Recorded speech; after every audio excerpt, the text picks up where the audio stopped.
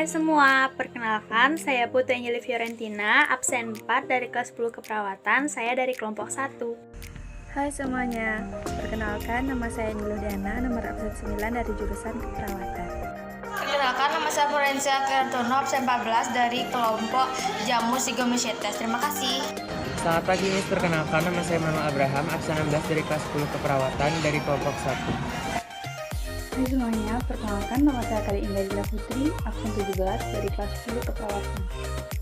Selamat pagi Miss, perkenalkan nama saya Taufik Rajuman Salih, kelas 10 keperawatan absen 19 dari kelompok 1. Selamat pagi Miss, perkenalkan nama saya Naya Amelia Johari, nomor absen 23 dari kelas 10 keperawatan kelompok 1. Selamat pagi Miss, perkenalkan nama saya Putri Ayu Mutiara Santoso, nomor absen 26 dari kelas 10 keperawatan dari kelompok 1. Terima kasih.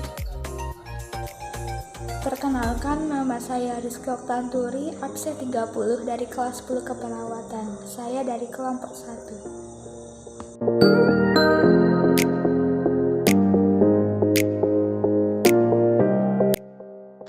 Nama Sigomycota berasal dari perbanyakan dari seksual, terutama pada pembentukan sigospora.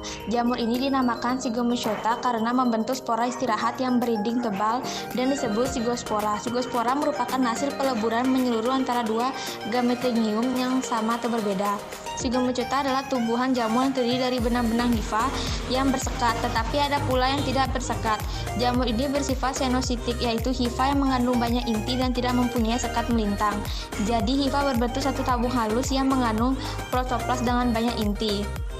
Jamur ini bisa dipergunakan untuk membuat tempe dan merupakan jamur hitam yang biasa tumbuh pada roti. Contoh spesies lain dari divisi ini antara lain Muscur sp dan Phylloblus sp. Siklus hidup jari jamur Rhizopus stolonifer yang tumbuh pada roti memperlihatkan siklus seksual dan aseksual Sigomycota.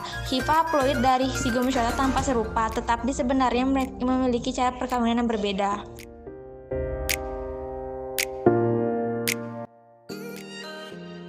Ciri-ciri Sigomycota. Bila kedua hifa tersebut mengalami pembengkakan dan pemanjangan pada ujungnya, maka akan bertemu dan bersatu dan selanjutnya akan melebur dan akan menghasilkan zigot berdinding tebal yang disebut dengan zigospora. Bersifat diploid 2N. Karena berdinding tebal, maka dia nahan terhadap kondisi lingkungan yang buruk. Untuk fase istirahat dormasi selama 1-3 bulan. Bila keadaan lingkungan telah membaik, maka zigospora akan berkecambah serta tumbuh menjadi hifa-hifa baru dan akan membentuk sporophysophore yang pada ujungnya terdapat sporogragium yang berisi spora dan selanjutnya akan terjadi proses reproduksi aseksual demikian seterusnya. Rhizopus stolonifer dapat membantu terbentuknya tempe, yaitu dapat membantu menguraikan protein kedelai dan menjadi protein sederhana dan asam amino dengan bantuan enzim yang dikeluarkan karena dia mampu menguraikan sehingga memiliki kesamaan fungsi dan bahan bakteri. Jamur kelas dan hidup beserta sporosofit baik di tanah, sisa-sisa organis kayu lapuk misalnya umucor yang hidup pada roti yang sudah basi.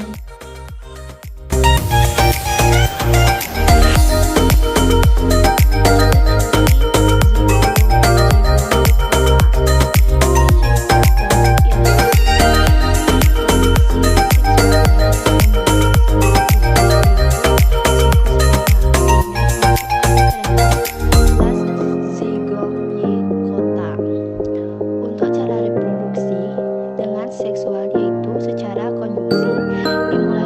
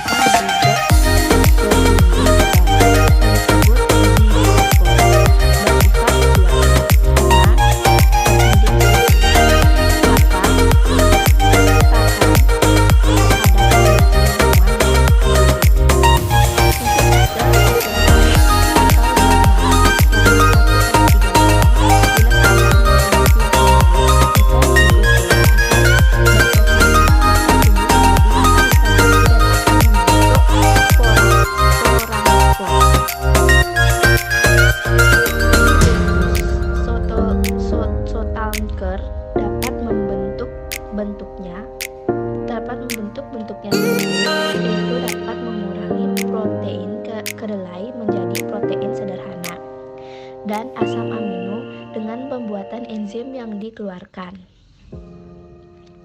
Jamur gelas dapat hidup secara saprofit, baik di tanah, sisa-sisa organisme maupun sisa-sisa organisme. Tetapi ada juga yang lebih menguntungkan, misalnya Rhizopus oryzae yang digunakan untuk pembuatan saksik di Jepang. Terima kasih.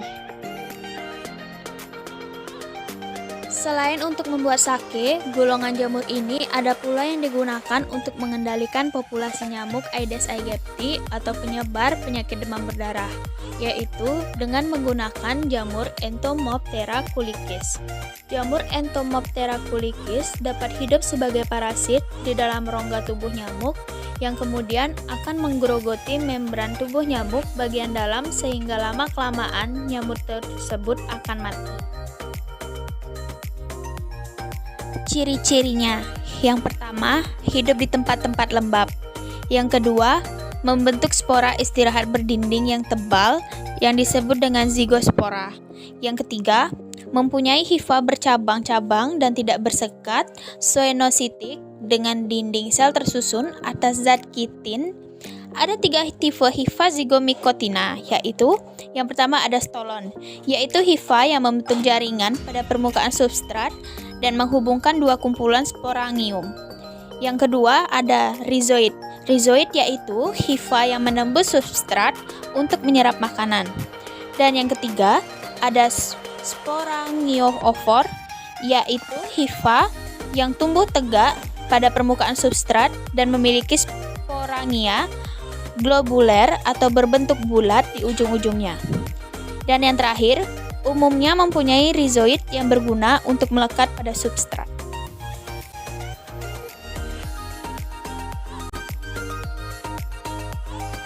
Jamur ini dinamakan zigomycota karena membentuk spora istirahat berdinding tebal yang disebut zigospora. Zigospora merupakan hasil peleburan menyeluruh antara 2 gametanium yang sama atau berbeda. Jamur yang tergolong divisi ini hidup di darat, di atas tanah atau pada tumbuhan dan hewan yang telah membusuk. Struktur tubuh zigomycota memiliki miselium yang bercabang banyak dan tidak bersekat-sekat dengan dinding sel mengandung kitin. Hifanya bersifat senositik, septa hanya ditemukan pada sel-sel berproduksi tubuh zigomycota. Bagian tertentu dari zigomycota membentuk sporagium yang didukung sporangiophore. Sporagium adalah struktur penghasil spora vegetatif alat reproduksi seksual yang adalah zigosporagium yang berdinding tebal dan berwarna kehitaman. Nama zigomycota menunjukkan alat reproduksi seksual tersebut. Zigomycota tidak memiliki tubuh buah.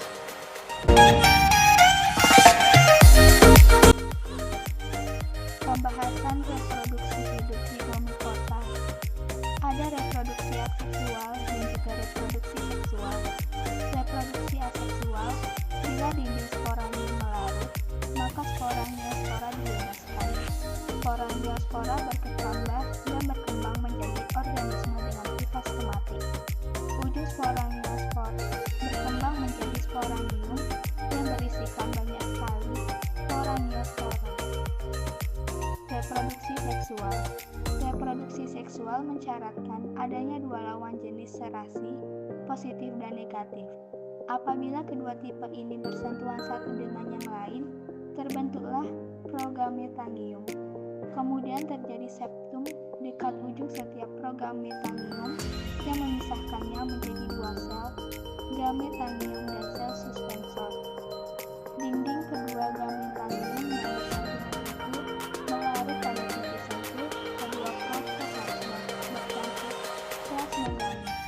Lalu nukleus positif dan negatif melabur karyogami untuk menghasilkan banyak nukleus zigot. Struktur yang mengandungnya dinamakan senozigot. Dinding yang mengelilingi senozigot menebal dan permukaannya menjadi hitam dan berkutu hijau.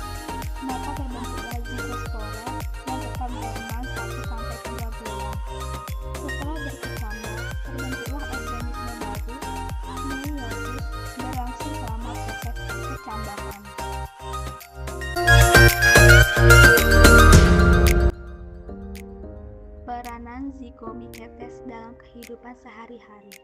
Pertama, dekomposer dalam tanah dan kotoran sehingga bermain peranan yang cukup besar dalam siklus karbon. Kedua, berperan dalam beberapa simbiosis seperti yang pada Harpelales yang mendiami arthropoda atau khususnya larva serangga air tawar akuatik yang melekat pada lapisan chitonous dari hindgut.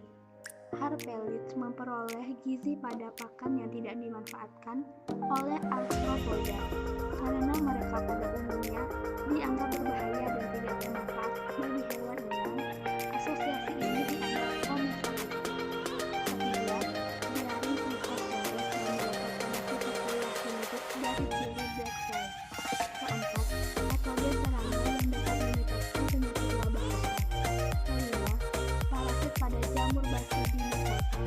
Sejumlah spesies digunakan dalam fermentarios seperti Rhizopus oligosaurus yang dimanfaatkan dalam pembuatan keju dan Actinomycos elegans Lucina untuk pembuatan keju atau susu atau Heseltine 1991. Di sini saya akan menjelaskan beberapa tipe hifa pada Zygomycota, yaitu yang pertama stolon, hifa yang membentuk jaringan pada permukaan substrat, misalnya jamur pada roti. Yang kedua rhizoid, hifa yang menembus substrat dan berfungsi sebagai jangkar untuk menyerap makanan. Yang ketiga sporangiophore, hifa yang tegak di permukaan substrat dan memiliki sporangium globular di ujungnya. Kedua, yaitu saya akan menjelaskan tentang habitat Zygomycota. Zygomycota sebagian besar merupakan jamur terestrial yang hidup sebagai sporofit di tanah, makanan, atau pada sisa-sisa tumbuhan dan hewan. Jamur Zygomycota ada yang hidup sebagai parasit pada manusia dan tumbuhan sehingga menyebabkan penyakit. Jenis jamur Zygomata lainnya hidup bersimbiosis saling menguntungkan dengan organisme lain. Misalnya dengan ganggang hijau, biru, atau ganggang hijau membentuk lumut, kerak, atau licin, dan dengan akar tumbuh tinggi sebagai mycorrhiza.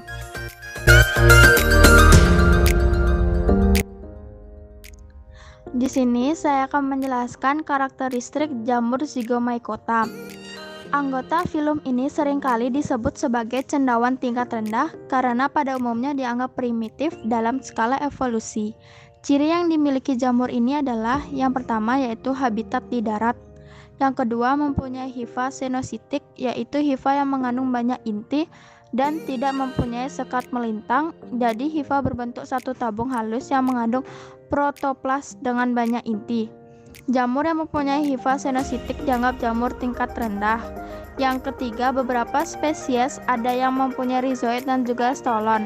Rhizoid adalah hifa seperti akar yang pendek dan bercabang banyak yang dapat menembus substrat. Juga hifa fertil yang membentuk sporangium di ujung-ujung sporangiofor. Sedangkan stolon adalah filamen seperti akar yang menghubungkan kumpulan sporangium. Sisanya dilanjutkan oleh teman saya. Terima kasih, mohon maaf bila ada kesalahan kata. Baik, untuk yang nomor 4, jumlah kromosom dalam tahalus haploid. Nomor 5, komponen utama dinding selnya adalah chitin atau chitosan. Nomor 6, berkembang biak secara aksesual menggunakan spora dalam spongarium, yaitu sporangiospora. Spora bersel satu ini terbentuk di dalam kantung yang disebut sporangium di ujung hifa khusus atau sporangiosfor. Selain itu juga reproduksi aseksualnya menggunakan chlamydospora, yaitu spora bersel satu yang berdinding tebal yang sangat resisten terhadap keadaan yang buruk, terbentuk dari sel-sel hifa somatik, dinding sel yang tebal, dan protoplasmanya berubah menjadi cadangan dan seluruh sel berfungsi sebagai spora istirahat. Yang ketujuh, reproduksi seksual. Isogametangium melakukan kopulasi atau fusi yang menghasilkan sigospora. Isogametangium adalah gametangium atau gamet jantan dan betina mempunyai bentuk dan ukuran serupa. Sigospora adalah spora besar berdinding tebal yang terbentuk apabila ujung-ujung dua hifa yang secara seksual serasi atau gametangium. Terima kasih.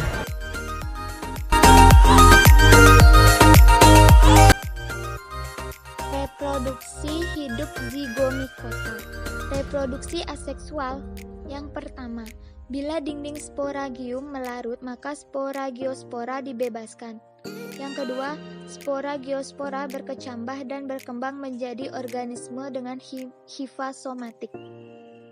Ketiga, ujung sporagiosfor berkembang menjadi sporagium yang berisikan banyak sekali sporagiospora.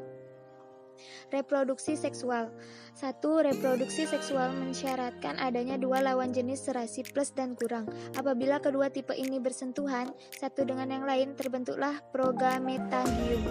Kemudian terjadi septum dekat ujung setiap progametagium yang memisahkan menjadi dua sel, gametagium dan sel suspensor. Yang ketiga, dinding kedua gametagium yang bersentuhan itu melarut pada titik sentuh. Kedua protoplasma bercampur menjadi plasgomami. Lalu nukleus plus dan kurang melebur menjadi kariogami. Untuk menghasilkan banyak nukleus zigot, struktur yang mengandungnya dinamakan xenozigot. Dinding yang mengelilingi xenozigot menebal dan permukaannya menjadi hitam dan berkutil-kutil. Maka terbentuklah zigospora yang tetap dorman 1-3 bulan. Setelah itu berkecambah, terbentuklah organisme baru, meiosis, berlangsung selama proses perkecambahan.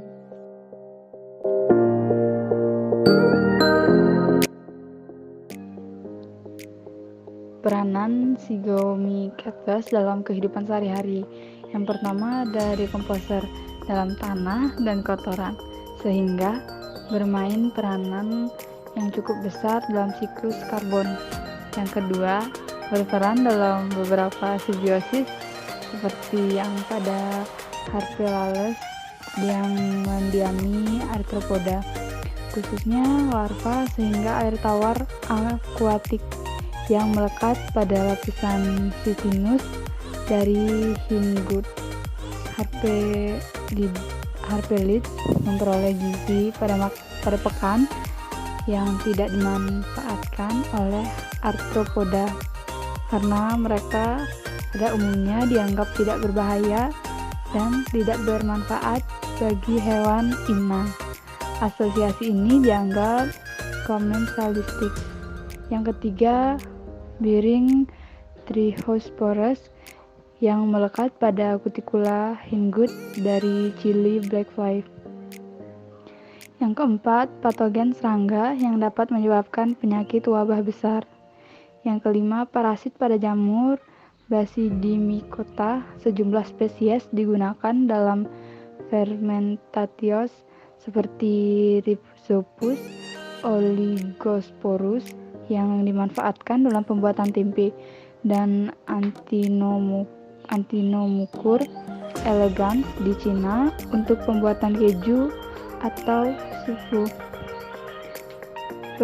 Contoh peranan zygomicota dan perannya. Yang pertama ada Rhizopus sp, yaitu mampu memecah aluminium menjadi dextrosa, protein dan lemak dalam kedelai menjadi molekul yang lebih kecil. Apabila tumbuh pada makanan atau buah-buahan yang dapat bersifat merugikan karena mengakibatkan pembusukan. Beberapa jenis Rhizopus sebagai berikut. Rhizopus stolonifer merupakan jamur yang biasa tumbuh pada roti basi. Rhizopus oligosporus dan Rhizopus oryzae merupakan jamur yang membantu dalam pembuatan tempe. Yang terakhir, Rhizopus nigricans mampu menghasilkan asam fumarat dan biasanya tumbuh pada tomat. Yang kedua, Mucor muxedo banyak ditemukan pada kotoran ternak. Pada struktur jamur murko antara sporagium dan sporagiospor dipisahkan oleh sekat menonjol yang disebut columella. Yang ketiga adalah Mucor himals yang berperan dalam fermentasi susu kedelai.